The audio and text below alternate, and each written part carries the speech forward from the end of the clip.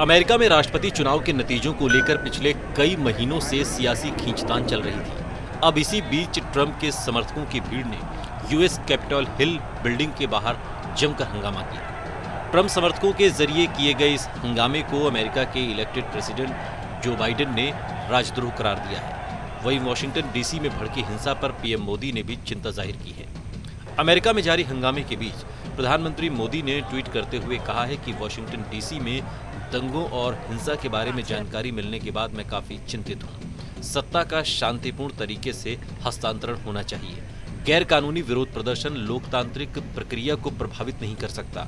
वहीं अमेरिका में भड़की हिंसा पर सिर्फ पीएम मोदी ही नहीं बल्कि दुनिया के कई बड़े नेताओं ने चिंता जताई है। ब्रिटेन के प्रधानमंत्री बोरिस जॉनसन ने ट्वीट कर कहा है कि अमेरिका से जैसी खबरें आ रही हैं वो चिंता बढ़ाने वाली हैं।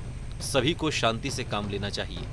इसके अलावा कनाडाई पीएम जस्टिन ट्रूडो ने भी ट्वीट कर लिखा है कि पड़ोसी मुल्क में हुई हिंसा से कनाडा के लोगों को भी धक्का लगा है। ये लोकतंत्र पर हमला है। हिंसा के जरिए लोगों के मत को नहीं बदला जा सकता।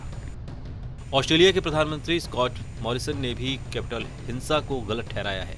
उन्होंने ट्वीट कर कहा है कि वाशिंगटन के जो नज़ारे देखने को मिल रहे हैं वो परेशान करने वाले हैं।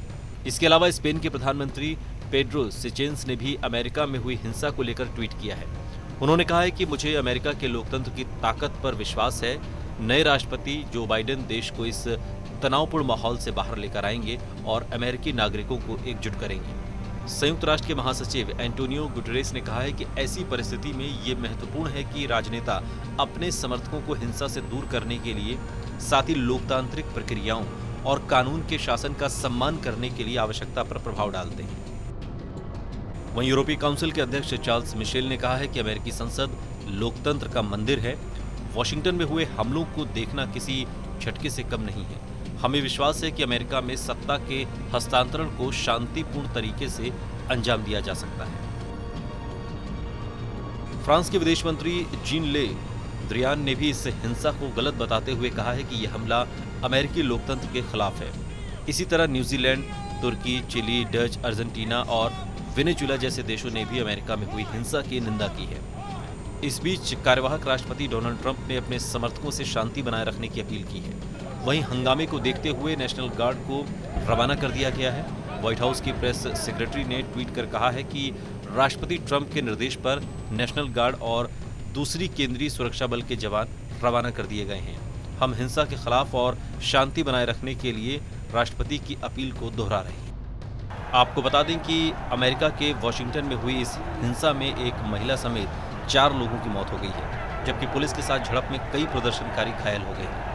अमेरिका में हजारों की संख्या में ट्रंप समर्थकों ने सीनेट का घेराव करने की कोशिश की और नारेबाजी करते हुए सीनेट में घुसकर कई हिस्सों पर कब्जा कर लिया। हालांकि नेशनल गार्ड्स और बाकी सुरक्षा बलों ने सभी प्रदर्शनकारियों को बाहर निकाल दिया।